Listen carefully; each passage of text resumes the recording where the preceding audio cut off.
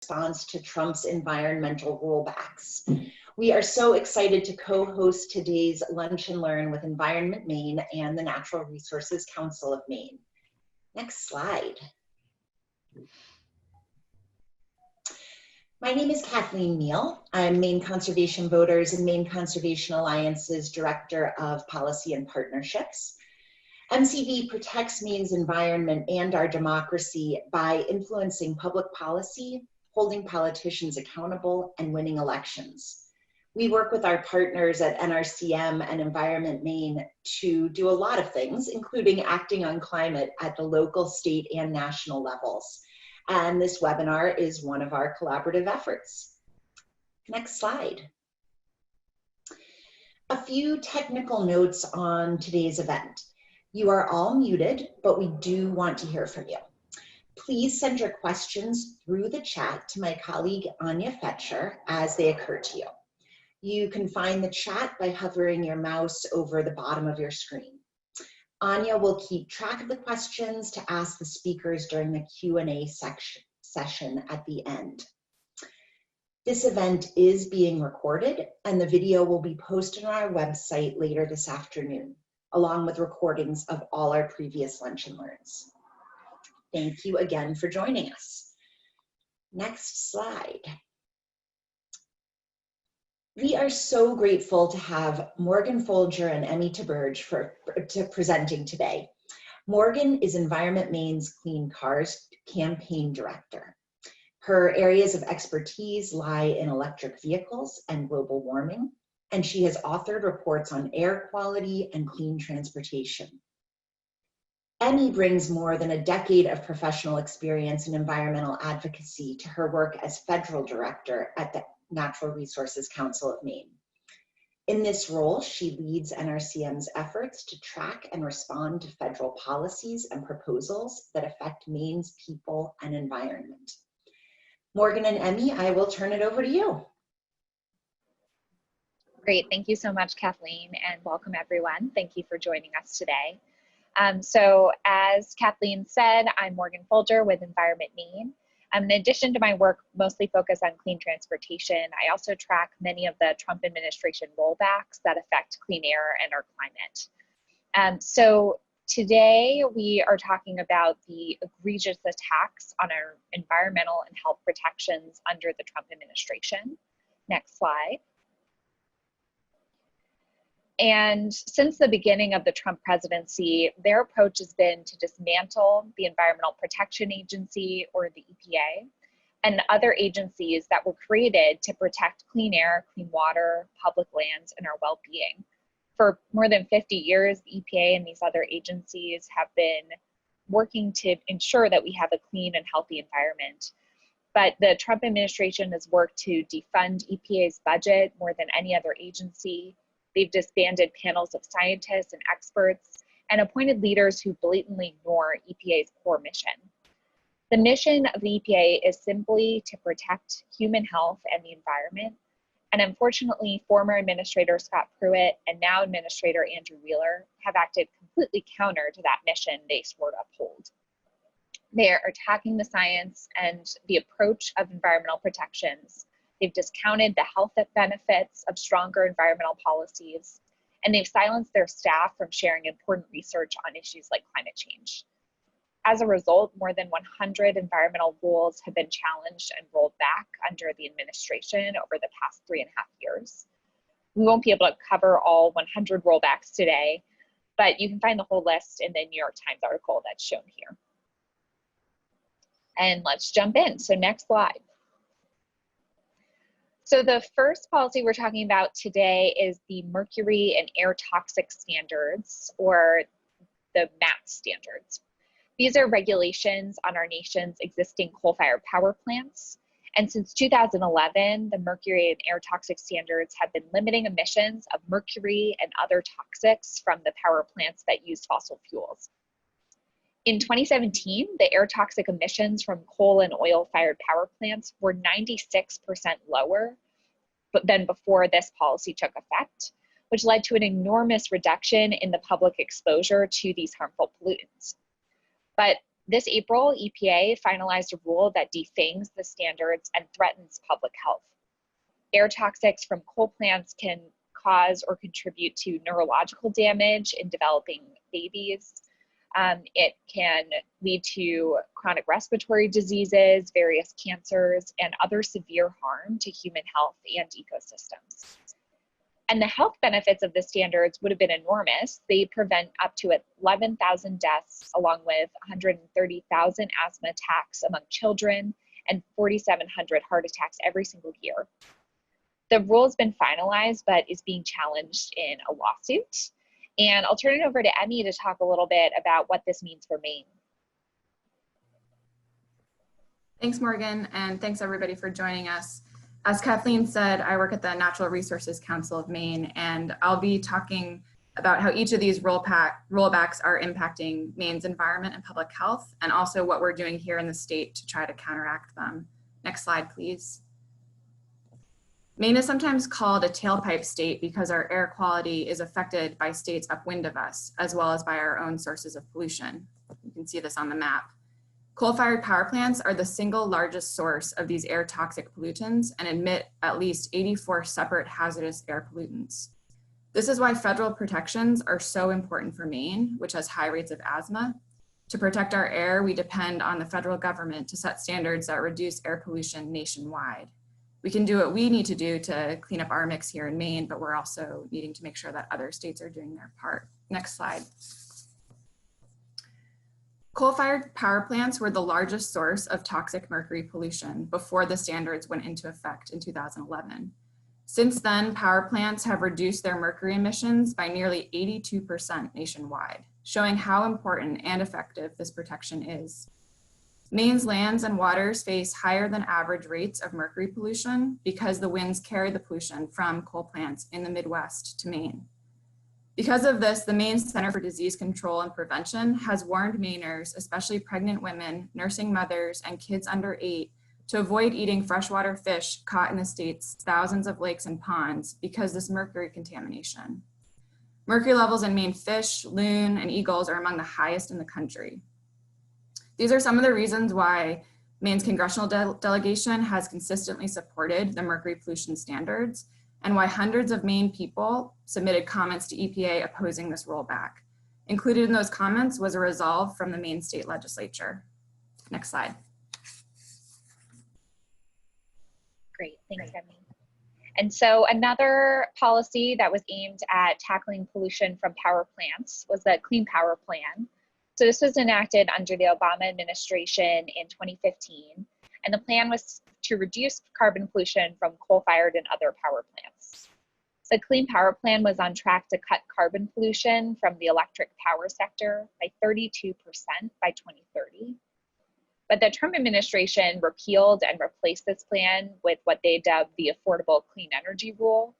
Really, it is the dirty power plan, and their dirty power plan is essentially a do-nothing plan that would actually increase greenhouse gas emissions from the power plants that it would regulate.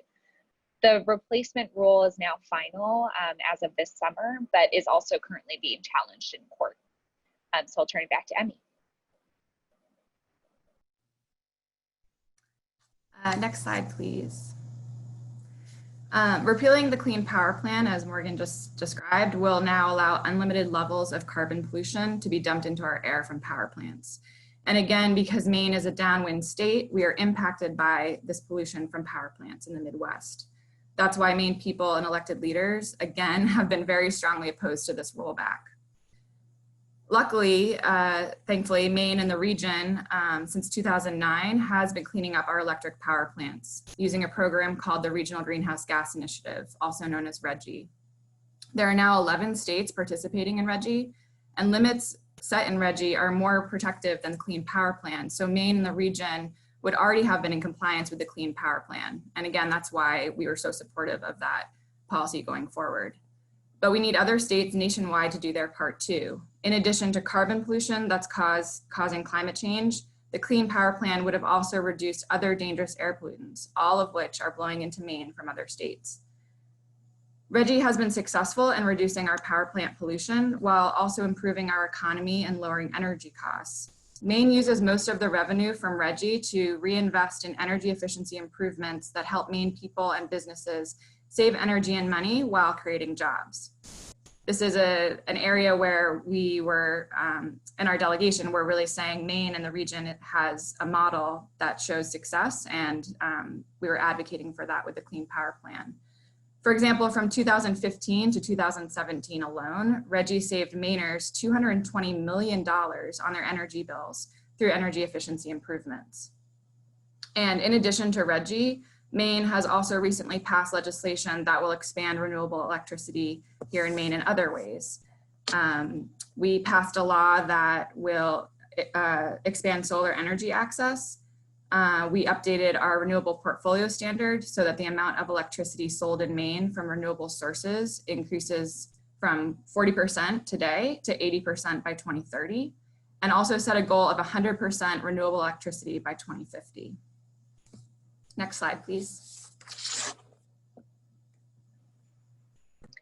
All right, and so we talked about power plants in the electricity sector and the pollution that comes from across the country into Maine. The other sector that's a big contributor to climate change and air pollution is transportation. And so the Clean Car Standards were the nation's best federal climate program. And especially because transportation is now the largest source of global warming pollution in the United States and throughout the Northeast, including here in Maine. The Clean Car Standards set strong requirements for the greenhouse gas emissions of cars and also fuel economy. So the Clean Car Standards were reducing tailpipe pollution that threatens our health and contributes to global warming. And they also ensure improved fuel economy by increasing the mile per gallon standard, which is good for consumers' wallets. Under the Clean Air Act, California has been setting stronger tailpipe standards than the federal government for over 50 years. For decades, federal law has allowed states with smog pollution problems to adopt California's vehicle emission standards instead of the weaker federal standards that were put forth. So if you had a smog pollution in the States, you were able to take further action to make sure you were addressing it. But last fall, the Trump administration revoked California's ability to set those stronger global warming pollution standards for cars and light trucks. And that blocked the states from taking action. And of course, you know, here in Maine, why would we care about California? Well, in California, that action then blocks every other state from being able to set those stronger standards. So after attacking state authority, EPA and the National Highway Traffic Safety Administration, which is also known as NHTSA, rushed to finalize weaker federal standards at the end of March. So not only were they deciding that the states shouldn't be able to set stronger standards, they were also weakening the standards that they're supposed to set federally to protect us from pollution and from climate change. And they were doing this while Americans were understandably distracted by the COVID-19 pandemic right in the couple weeks after we were going into lockdown.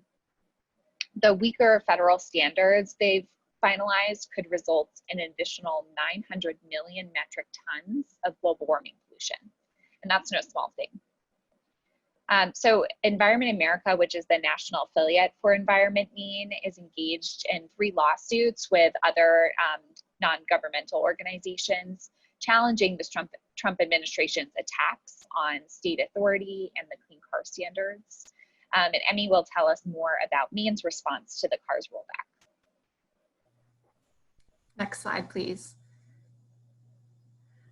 As Morgan mentioned, states like California have been moving forward with stronger standards, and Maine is one of the 13 states that are adopting stronger standards following the lead of California.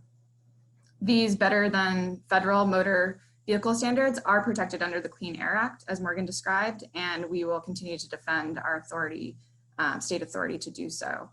In fact, Maine's Attorney General, both A.G. Mills, when our governor was the AG, and now A.G. Fry, have joined the lawsuit with other states to defend our right to set stronger clean car standards. And this is another area where Maine's congressional delegation, time and time again, has opposed this rollback, and Maine people have too. Some of the things that we're still doing in state, though, to move forward with cleaning up our transportation sector is that the legislature last year created new programs to invite electric vehicle incentives and to expand the network of charging stations. And since transportation is such a important sector that we need to address, as Morgan described, here in Maine, more than half of our state's emissions are coming from transportation. The Maine Climate Council, which I'll talk about a little bit later, has transportation as one of their top priorities in tackling. Next slide, please. So the things that we've described so far have been attacks on clear rules that have been meant to protect our environment and our health.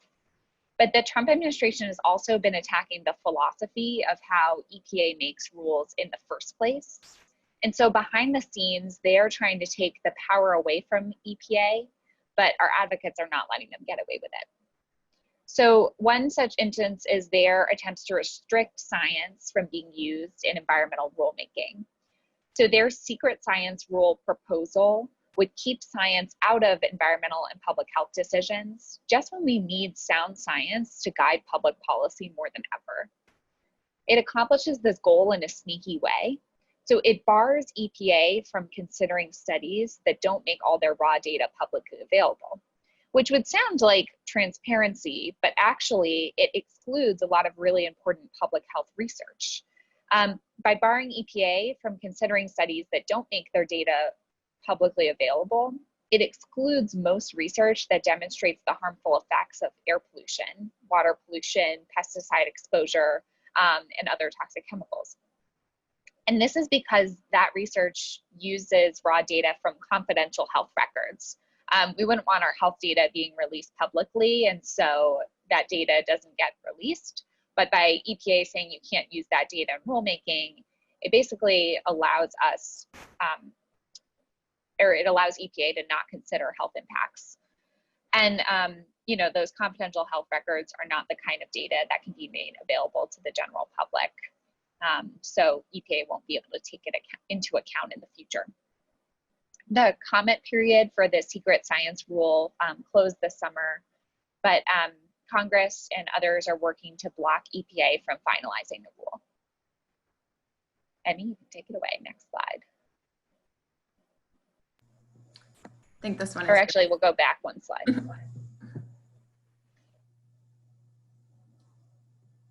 Go ahead, Morgan, with the next one. Oh, okay. So that is the secret science rule. Another way that EPA has been impacting our ability to hold ourselves accountable to environmental health protections has been suspending enforcement. So one of the key ways that we're able to make sure that polluters clean up their act is by holding them accountable to the laws under the Clean Air Act and the Clean Water Act. On March 26th, also in the middle of the pandemic, EPA proposed a new policy that suspends enforcement of the key provisions of our nation's environmental laws, using the coronavirus pandemic as an excuse that you know, polluters wouldn't be able to monitor and report their pollution, so they shouldn't have to. But this gives polluters a huge loophole because the Clean Water Act and the Clean Air Act depend on polluters self-reporting and monitoring their own pollution. We can't have, you know, an environmental person at every single pollution site, and so we need those places to be reporting what they're emitting. And this suspension of enforcement has let those polluters off the hook. For the whole summer, for months, oil refineries and toxic fracking sites were allowed to release toxic pollution into our air and into our waterways. So we were not standing quietly by allowing EPA to let polluters pollute unchecked. We rallied at states' attorneys general and Congress to put pressure on the EPA to reverse this decision. And finally, a little over a week ago, EPA has announced an end date of this enforcement suspension of August 31st. But we have to keep the pressure on to make sure that they reinstate enforcement of clean air and clean water and don't go back on their decision to reinforce the laws that they need to. Next slide. So unfortunately, the list of rollbacks is much longer and expansive than we had time to go over today. As you all know, the Trump administration has led an unprecedented assault on our environmental and public health protections for the past 3.5 years. And this includes a concerted effort to dismantle the Environmental Protection Agency. These various rollbacks touch our clean water, our wildlife, our lands, our clean air and climate, and of course, our health and economy too. But Maine people and elected leaders have responded to these attacks in the ways that we can, including by alerting and educating one another about these rollbacks, how they will impact Maine's people and environment, and weighing into the public process when possible. I will also describe some other ways in which Maine is responding, including by leading on climate. Our congressional delegation has had and will continue to play an important role leading substantive responses to these rollbacks. As we've seen, when there's a change in presidential administration, it can have a massive implication on policy and our protections. That's why we are urging our congressional delegation to not only oppose these rollbacks, but to also champion legislation through Congress that will counter the damage done by the Trump administration. And we'll give you some specific examples and ways that you can take action. I also want to remind you that our voices matter and that we can make a difference. This has been a pretty heavy presentation and conversation, and it may not always feel that at the federal level, our voices are making a difference, but pressure and communication with our elected officials is a crucial part of the process. And as Morgan described, lawsuits can also help. As she mentioned, many of these rollbacks we discussed today and others that we didn't have time to discuss have been brought to court, including by groups like ours and also states like Maine. For example, Maine and other coastal states rose up strongly against the Trump administration's proposal to expand offshore drilling. And that proposal seems to have been sidelined for now, thanks to the immediate pushback from coastal communities, governors along the East and West Coasts, and a judicial ruling. Another example that an NRCM member shared with me last night is the good news that a federal judge just restored the Bureau of Land Management's 2016 methane waste rule. We didn't get a chance to talk about this, but this means that a significant nationwide limit on methane waste from oil and gas extraction on public lands will be reinstated for now. And this ruling is a third victory over the Trump administration's efforts to suspend, delay, or repeal that rule. So a mix of continuing to have public engagement and communicating with our elected officials is making a difference and can make a difference. And so will these lawsuits that Morgan has described. Next slide, please. But with such a heavy conversation today, we also wanted to end on a positive note, which is that Maine is leading on climate. I've already mentioned different pieces of legislation that passed through our state house last year to expand solar and other renewable energy, and also to increase access to electric vehicles. In addition, Governor Mills and the legislature set new targets to reduce greenhouse gas emissions by 45% by 2030 and 80% by 2050, and established the Maine Climate Council, comprised of a broad range of Mainers from across the state, which is tasked with creating a new statewide climate action plan to meet these targets. Hopefully most of you are familiar with this effort and have been participating. The Maine Climate Council and its working groups have been meeting since last fall and are in the process of narrowing down its recommendations for Maine's climate action plan. At the same time, the Congressional House Select Committee on the Climate Crisis has just completed its work by publishing their report a few weeks ago. This report, which is a big blueprint for our country, is 500 pages worth of climate recommendations, which congressional committees can then take up and pass into law. The House also just passed the Moving Forward Act, which includes many of the same policies that we are discussing here in Maine, and that could also help to counter the rollbacks we discussed today. It's important to remember that while many of these rollbacks are troubling and unprecedented, that there are still ways that we can continue to move forward on our progress with climate, both here at the state level, regionally, and in Congress. Next slide, please. There are 4 policy areas that we are really encouraging our congressional delegation to champion by sponsoring and passing legislation in Congress. And they're listed here at the bottom of the screen, and we'll certainly follow up with you via email with more information. The first is increasing investments in public transit and other clean transportation solutions, including for rural communities. The second is increasing clean renewable energy generation like solar and wind instead of fossil fuels. We'd also like to see increased investments in weatherization and building efficiency to reduce costs for homeowners, renters, and businesses. And finally, increasing broadband high-speed internet so that all communities have access. Congressional bills like the Moving Forward Act that I just mentioned include these measures. They're also included in the House Select Committee report, and they're among some of the top recommendations coming from the Climate Council. So we are urging all of our elected leaders at all levels to prioritize these measures and to help move us forward in countering some of the biggest rollbacks from the Trump administration. Next slide, please.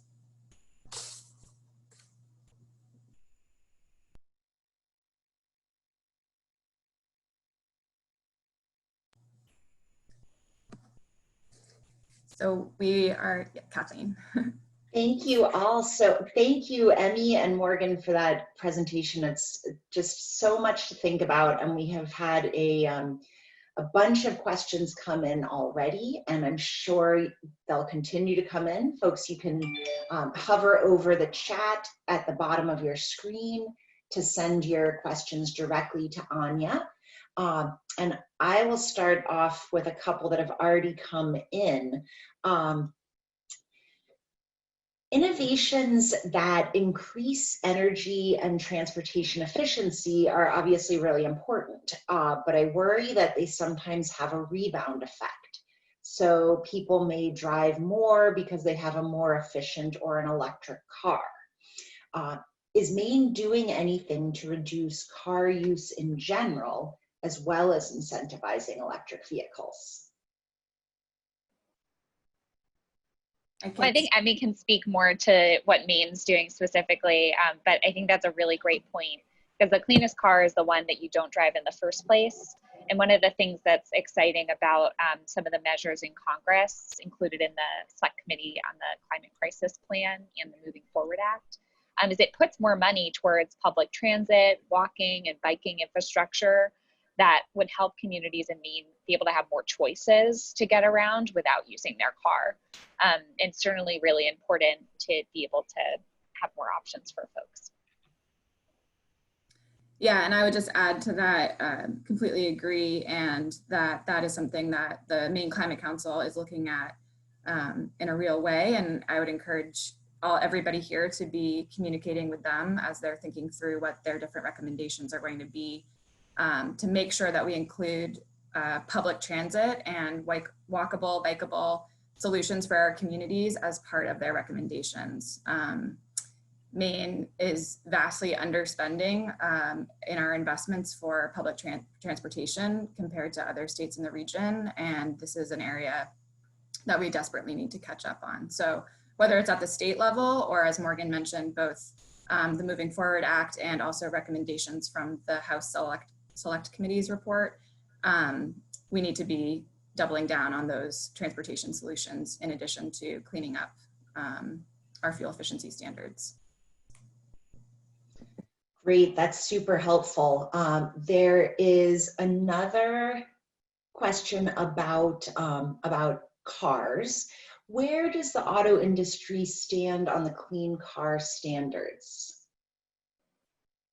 I can take that one. So there is definitely a split in the auto industry, which has been interesting to see.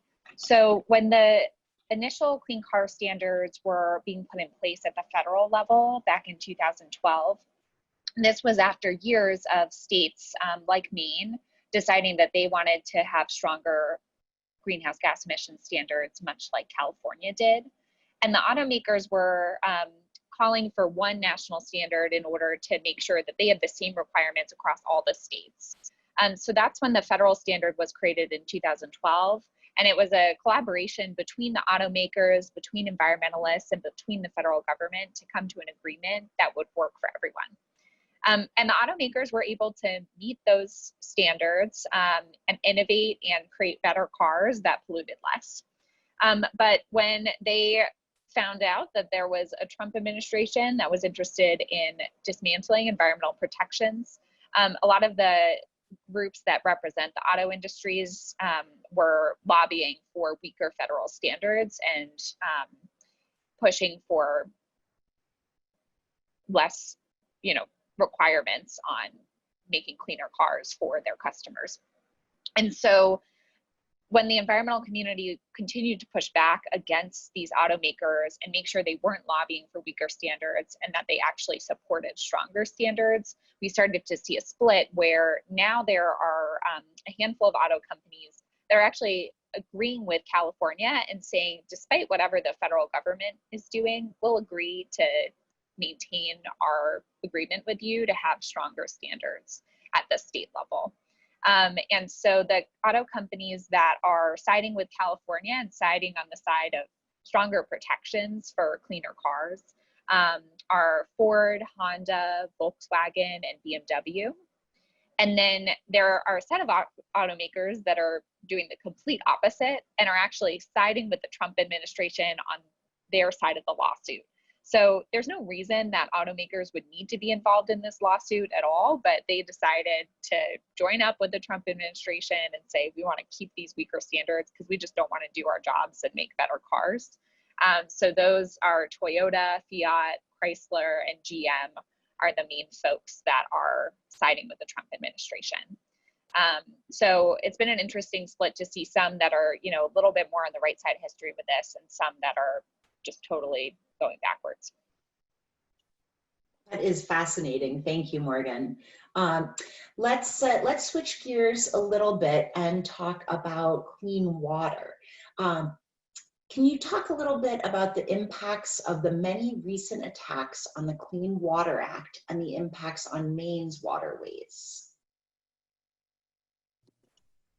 I can start with that one. Yes, I'm not sure. I assume that the person asking the question was referring to the Clean Water Rule, which is part of the Clean Water Act that helps protect our smaller streams and wetlands. And yes, that has been a really hot issue here in Maine, where obviously we really value our clean water. It's like vital, obviously, to our health and also to our way of life and our economy. And in the same way that the Clean Power Plan had a replacement rule, which Morgan, we've kind of dubbed the dirty power plan. Unfortunately, that rollback of the Clean Water Rule has also gone all the way through the public process with a replacement rule, which the environmental community is calling the dirty water rule, which is stripping those protections that that were given to the smaller streams and tributaries and wetlands.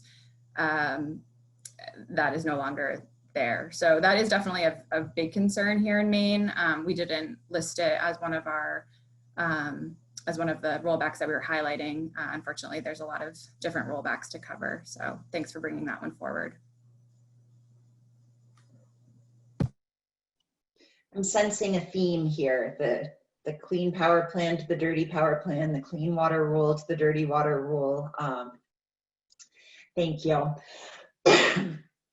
Another question about water quality. I hear time and time again that the reason towns and cities don't clean up their river bottoms is because if they did, it would make things worse and release mercury on the bottom of the river.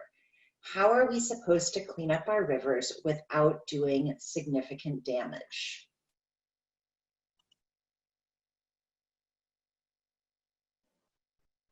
I think that's a good question. I'm certainly not a clean water expert myself, but one of the things I think is a theme with a lot of environmental challenges is you have to stop the pollution from the source before you can kind of remediate and deal with the fallout from it. So if we're still releasing toxic mercury pollution, any effort we do to try to clean up our rivers will only be kind of a Band-Aid solution on the problem. So I think first starting with making sure that we stop the toxic releases of mercury in the first place so that the problem doesn't continue to get worse. And I would also add, another thing that we didn't cover today was that part of the Trump administration's dismantlement of EPA has been to really every year during the budget process to propose a budget that would really cut resources, both staffing and financial support that goes to states from the Environmental Protection Agency. And included in that was some funding for brownfield sites. And that got a lot of pushback, both here in Maine and around the country, to make sure that those programs are well funded. So I'm not sure if that helps to answer that question too, but brownfield sites, need to continue to be cleaned up so that we can have safer places for people to live and work. Thank you. We've got a lot of participants who have been paying close attention to the news this week and heard that the National Environmental Policy Act, or NEPA, regulations were attacked this week. Can you say a little bit about that and how it was able, how that attack was able to happen? Yeah, so NEPA, or the National Environmental Policy Act, has played a really critical role in protecting our environment for decades. The rollback that happened just a couple days ago came just while NEPA was celebrating its 50th anniversary of this bedrock environmental law. And the rollback of the policy is basically going to mean that, certain construction projects won't be substantially funded by the government, and won't receive those federal environmental reviews as a result of that. So it's endangering wildlife. It'll cause an increase of carbon dioxide emissions. And it's a failure to keep the promise that Congress and President Nixon made 50 years ago when they created this act to ensure that any projects were being reviewed for their impact on our air and our water. And without these safeguards, our environment is definitely at greater risk. These regulations have served as a really key tool for ensuring that the federal government acts responsibly. And while this has been announced and finalized this week, this is certainly not the end of the fight. And I think we'll probably see this head to the courts next. That raises another question for some of our participants. How effective are the lawsuits in fighting back on some of these rollbacks? Or how effective have they been so far? Yeah, I mean, so the one thing with lawsuits is they take a while, and so it holds the process up and makes sure that in the meantime, while something's being litigated, it can't go forward and be having the negative impact that the Trump administration's intended it to. So a lot of the strategy is really to hold the line and make sure that we can keep these policies off the books until we have an administration that respects the environment and respects the longstanding history and importance of these environmental rules. And we have seen some victories from lawsuits. And when you are at different levels of the court, you have judges who are more friendly and agreeable to science and to environmental protections. And so there's been really deliberate strategy to figure out, exactly where to file the lawsuits, how a big coalition of groups can come together to support it. And it's also been really impressive to see that, it's not just one environmental group or one citizen who's fighting for this. It's attorneys general from states across the country. It's members of Congress weighing in. It's the general public, and the sheer force of the noise that we can make around this, and that we're not just willing to give up, I think makes a huge impact.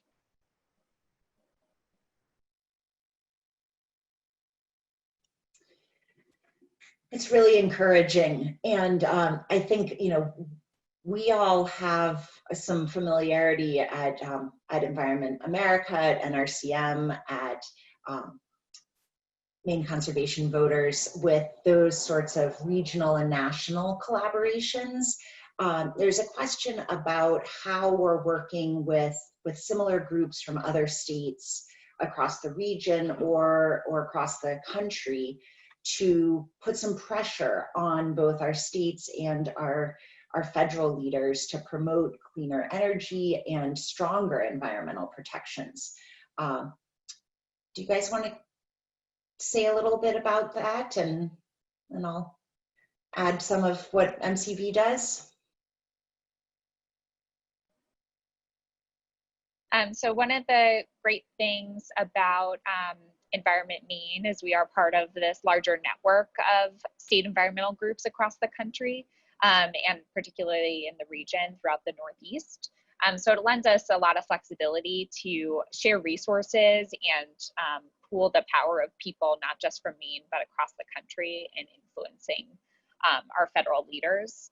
And so by using that collaboration between states, we're able to, kind of stretch our reach beyond the state into the region, into the national level. And then we, I think one of the main things that gives us power is, not myself or Anya, being really, great advocates, which we are, but that we have, members of the public behind us. For instance, this is one of the rollbacks we didn't talk about, but the air quality standards in our country, every 5 years, they need to be reviewed. And this summer, the EPA was deciding we're not going to make air quality protections any stronger. We're going to keep them the same that they've been for about 5 years. And we had 13,000 people across the country submit a comment and say, no, we need stronger protections for clean air. People are suffering from asthma and from a coronavirus that has been known to be linked to be worse for people who have pre-existing conditions and have been in places with worse air quality. So it's not the time to, stop protecting clean air. So, the fact that you can have thousands of people from across the country weighing in is really where, advocates and our work gets its power, is when folks like you join us and speak out. Yeah, similar to what Morgan was saying, here in Maine, we're really lucky to have such a strong community of environmental advocates, lots of different types of environmental organizations. And we all do have relationships with other colleagues around the country. And I think, since there has been this unprecedented attack on our federal environmental protections, state level groups are connecting with other state level groups around the country. I mean, I'm on calls probably 2 or 3 times a week with folks from around the country, talking also about what their concerns are, how they're communicating with their elected leaders. As Morgan described, really trying to engage people like all of you in the process to communicate with our elected leaders. And Maine also has a strong tradition of working with other states, especially in the region, on coming up with solutions. So, I mentioned the Regional Greenhouse Gas Initiative as one of those examples, and that's been happening since 2009, with states continuing to add into that. So there are some bright spots with both state level action and regional action happening in the absence of federal action, but at the end of the day, we really need the federal government to be protecting our health and our environment, our clean air, clean water, and our climate, for a lot of the reasons that I was describing, Maine being at the end of the tailpipe, as we like to say, and our air quality being impacted by what's happening in other states. Really, really well said. Maine Conservation Voters is also part of the network of League of Conservation Voters with chapters across the country, and we have similar experiences to the ones that Morgan and Emmie are describing in terms of working with our colleagues. And I think one of the things that really does give me a good deal of hope right now is if we think about our experience in Maine. We had We had a stretch there during Governor LePage's administration where there was not really the action on our environment that we needed to see. And what happened during those years was that local energy committees and town sustainability offices and groups of advocates at the really super local levels picked up a lot of slack. And there were limits to what they could do, absolutely. But when Governor Mills was elected and we saw the Climate Council process begin, we had a ton of expertise and momentum to support that work with the local initiatives that were already in place. So it's my hope that we'll see that at the next level up. States have taken such great strides in saying, okay, we can't wait for the federal government to do what needs to be done. We're going to work at the state level, and hopefully we'll have a moment where all of our pushing helps a little bit more at the federal level. To stay on that theme of hope, we have a question about what solutions are most exciting for you at this moment?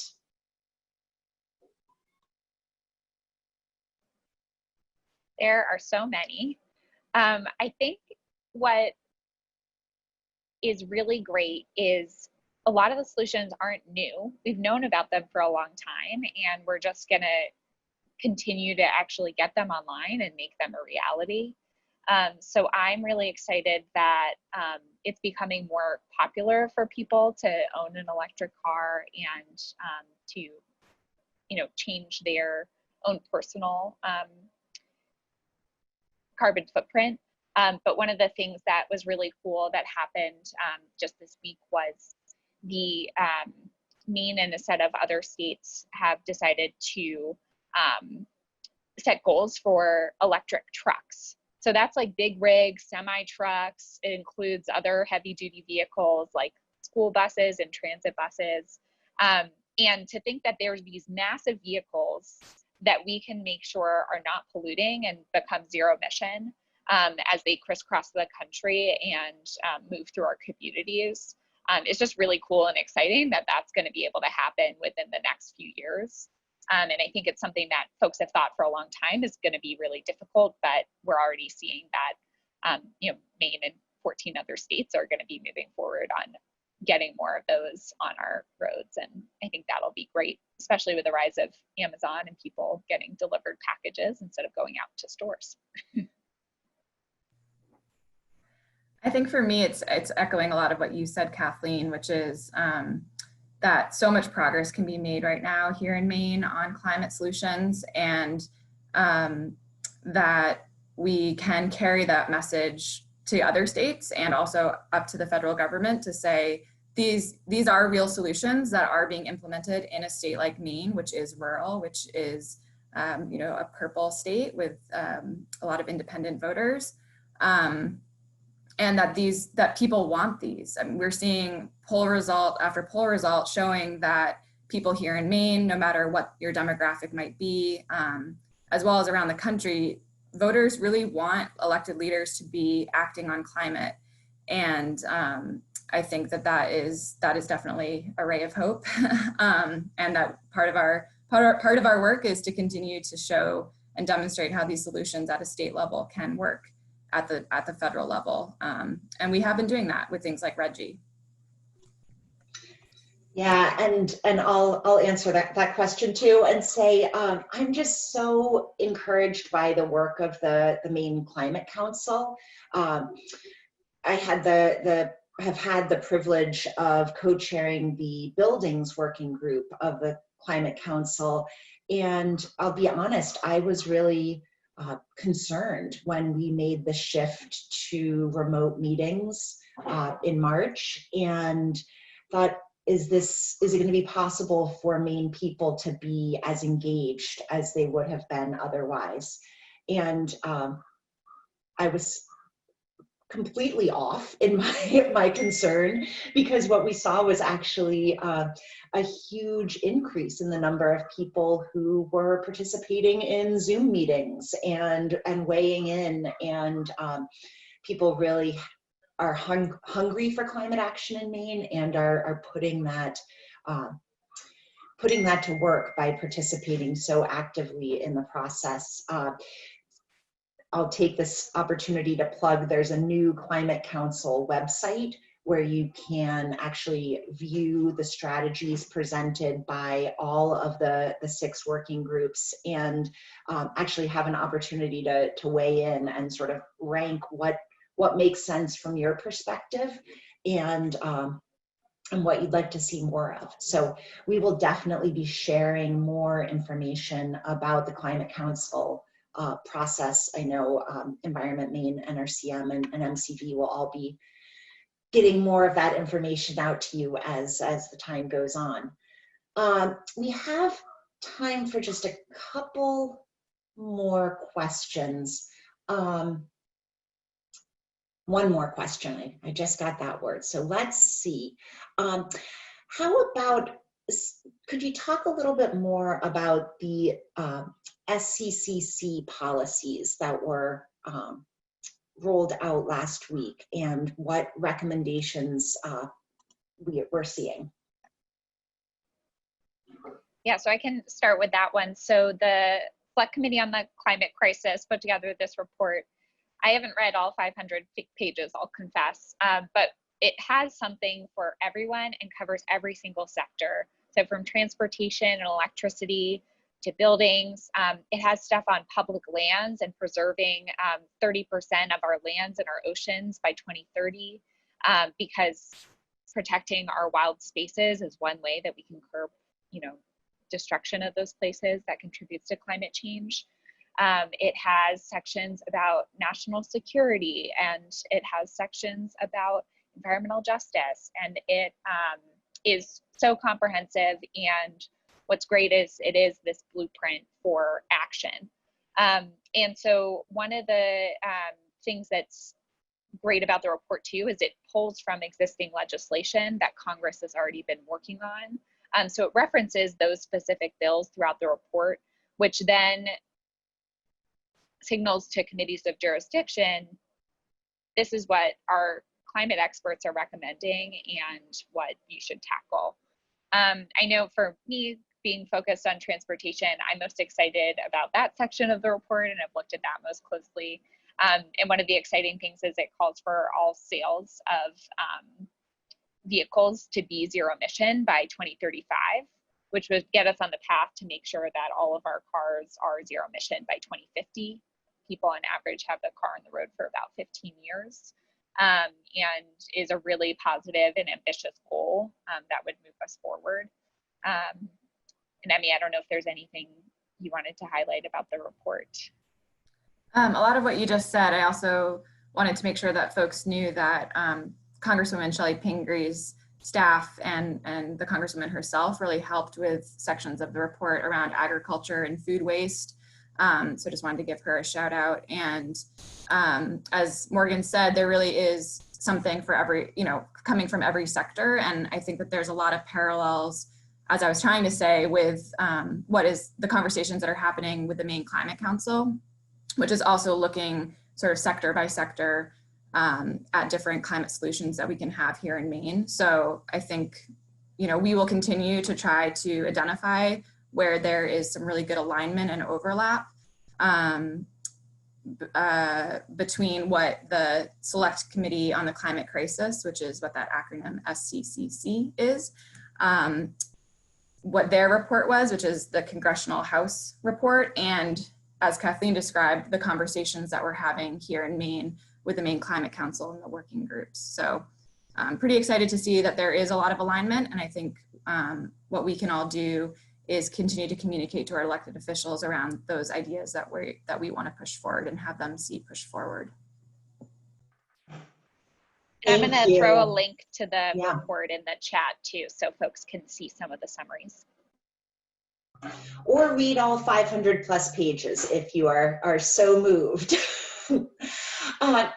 Thank you so much. And thanks. Will also dropped a link to the Climate Council website that I mentioned in the chat. So lots of good follow-up reading for folks. But before we do that, I'm going to turn this over to Anya for a couple of minutes to talk about how we can act right now. Hi, thanks Kathleen. Thanks everyone for all of your great questions coming in, and to Emmie and Morgan for your responses and helping us figure out what we can do. So I actually am going to ask you before we wrap up, I'm going to ask if we can all take an action together right now. So yes, thank you, Bonnie, perfect. So this week we're asking you to harness the power of social media to make change. If you can please join us right now in posting to either Facebook or Twitter or both, even better, and calling on your members of Congress to act on climate by supporting these federal policies that Morgan and Emmie just talked about from the SCCC report, the Select Committee for the Climate Crisis. And any other policies that will protect clean air, clean water, green spaces, and wildlife, and also mitigate the consequences of climate change. So up on the slide, there are two great examples of a tweet or a Facebook post. You can either use those exactly, or you can create your own post. It's extra helpful if you can tag your member or members of Congress, and also include some of the hashtags that we've provided on this slide. And we have over 100 people on this webinar right now. And so if we all were able to post, that's over 100 posts right now about how we need to hashtag act on climate. So if we all can just take a moment to do that right now, we'll get these out, and then you'll have already taken an action today, which is exciting. Thank you so much, Anya. And just so everyone knows, the follow-up email that you'll get later this afternoon will include the text of those suggested posts. So absolutely do it now, but also you can do it later, and we'll have those hashtags and all of that, so you can continue posting.